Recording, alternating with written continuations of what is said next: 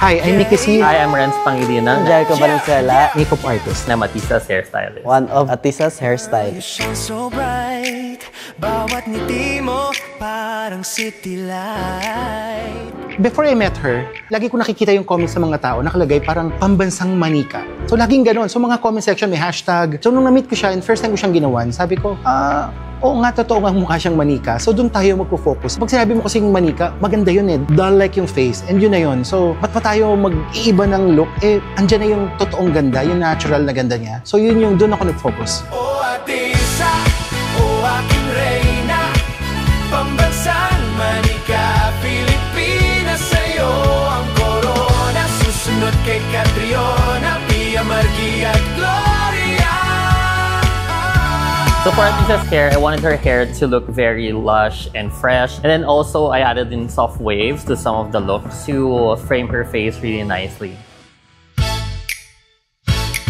So for her hair this time, we wanted to do like a level up version of her headshot from the Miss Universe Philippines. We wanted it softer, like just a different vibe, but then still really frames her face really nicely. Very like big hair, but still really beautiful.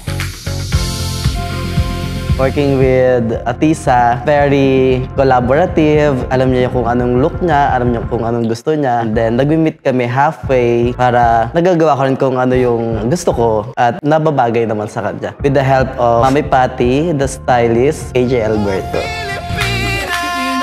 Three stars and a sun. O kagandahan mong walang hanggan.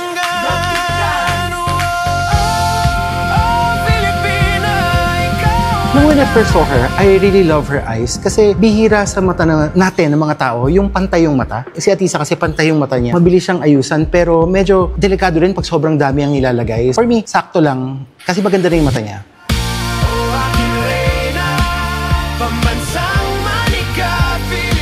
We all wanted to make her look her best, which is natural makeup, natural hair, but like an amplified version of herself. Gusto ko lang makapal yung hair niya. Para may framing yung face kasi yun yung signature niya. Yes, I feel like that's what she looks best.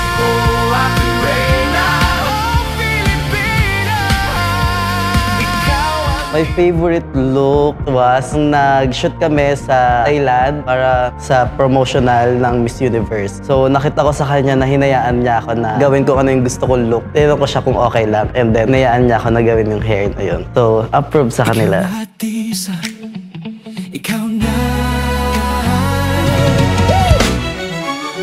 For the collaboration, para sa akin kasi nag-work talaga yan pag nag-uusap kayong tatlo. The stylist, the hairstylist, and the makeup artist.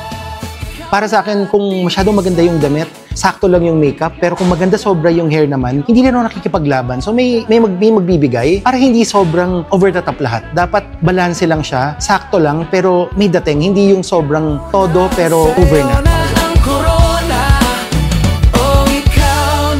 Ito na. Road to Miss Universe 2025.